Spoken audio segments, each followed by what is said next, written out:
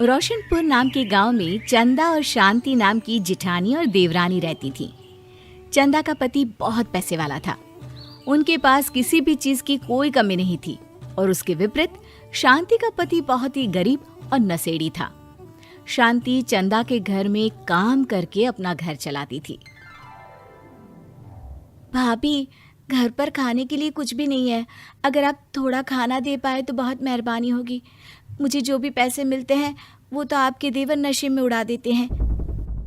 ये तुम लोगों का ना रोज रोज का ड्रामा हो गया है। अब देवर जी कमाते नहीं है तो मैं क्या करूं? तुम्हारा पति तो तुम्हारी सारी कमाई दारू में उड़ा देता है। रहने दो भूखा उसे।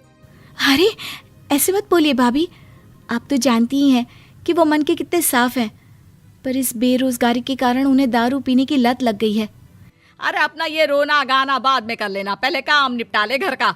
मेरा और टाइम खराब ना कर। जा गेहूं पीस ले, फिर तुझे कपड़े भी धोने हैं। शांति रसोई घर में जाकर गेहूं पीसने लगती है। पीसते पीसते कुछ गेहूं वहां कपड़ों में गिर जाते हैं, जिसे देखकर उसके दिमाग में एक आइडिया आता है। क्यों ना ऐसे ही थोड़े गेहूं मैं अपने पल्लू में बांधकर घर ले जाऊं, फिर एक बर्तन में जमा कर लूंगी और उसे पीसकर रोटी बना लूंगी। कुछ दिन तो ऐसे ही चलता रहा, मगर फिर एक दिन चंदा ने शांति को ऐसा करते हुए देख लिया। अरे पहले तो मुझे लगा तुम लोग बस गरीब हो, पर तुम लोग तो चोर भी हो। चोरनी कहीं की। मुझे तो लगता था तू गेहूं पिसती है, पर तू तो अपने पल्लू में गेहूं छुपा कर ले जाती है। निकल मेरे घर से।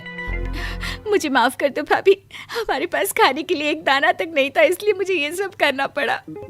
अरे तुम लोग मेरे रिश्तेदार हो, इसीलिए दया कर कर तुझे मैंने अपने घर पे काम पर रख लिया, पर तू और तेरा पति हमारे खानदान का नाम मिट्टी में मिलाने पर उतारू हो चुके हैं।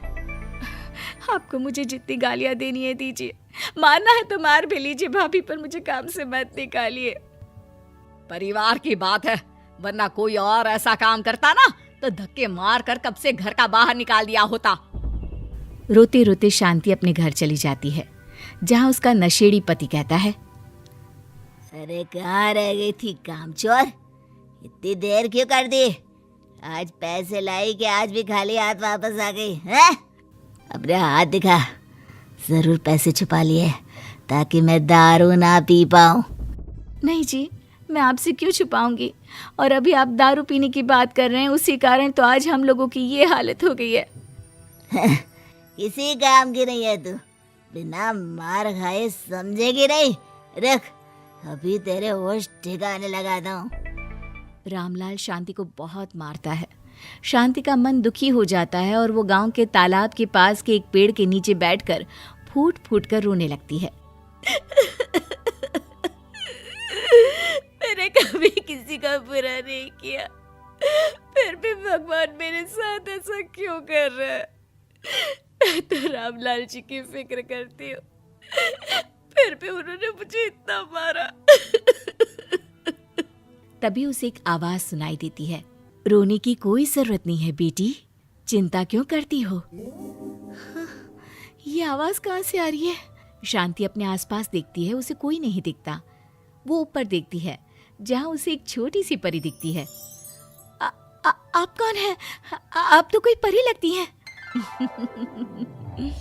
हाँ बेटी, मैं इसी पेड़ पर रहती हूँ। मैंने तुम्हारी सारी बात सुनी, अब तुम्हें फिक्र करने की कोई जरूरत नहीं। अपनी आंखें बंद करो। शांति आंखें बंद करती है और जादुई परी अपनी छड़ी घुमाती है। उसकी छड़ी घुमाते ही पेड़ के सारे पत्ते सुनहरे रंग के हो जाते हैं। परी उनमें से एक पत्ता तोड़ लेती है और फिर से अपनी छड़ी घुमाती है, जिसके कारण सारे पत्ते पहले की तरह साधारण से दिखने लगते हैं। आंखें खोलो बेटा। लो, इस पत्ते को ले जाकर अपने तकिए के नीचे रख देना। ये तो एक साधारण पत्ता है, इससे क्या होगा? ठीक है, अगर आप कहती हैं तो मैं इसे रख लेती हूँ। शांति उस पत्ते को लेकर अपने घर जाती है और अपने कमरे में तकिए के नीचे रखकर सो जाती है। सपने में उसे वही पेड़ वाली जादुई परी दिखाई देती है। बोलो शांति, क्या चाहिए तुम्हें? मैं चाहती हूँ हम बहुत अमीर हो जाए और मेरे पति नशा करना छोड़ दे, उन्हें कोई काम भी मिल जाए। कल जब तुम सुबह नींद से जागोगी, तुम्हारी इच्छा पूरी हो गई होगी। अगली सुबह शांति नींद से जागती है। अपने आसपास का नजारा देखकर चौंक जाती है। उसके बिस्तर पर चारों तरफ सोने चांदी रखे हुए थे। हे भगवान, कहीं मैं सपना तो नहीं देख रही? इतना सारा सोना, वो भी मुझ गरीब के पास। रामलाल जी को बताती हूँ, वो बहुत खुश होंगे। शांति जैसे ही कमरे के बाहर जाती है, वो देखती है कि रामलाल सूट बूट पहने काम के लिए बाहर जा रहा होता है। मुझे शहर में एक नौकरी मिल गई है शांति, मुझे आने में देर हो जाएगी, घर का ध्यान रखना। और इस तरह शांति बहुत अच्छा जीवन बिताने लगती है। उसके पास अब किसी भी चीज की कमी नहीं रह जाती। रातों रात शांति के पास आए इतने पैसों को देखकर उसकी जिठानी उससे पूछती है, अरे क्यों रे शांति, कहीं बड़ा हाथ मारा है क्या? अचानक तुम लोगों के पास इतना पैसा कैसे आ गया?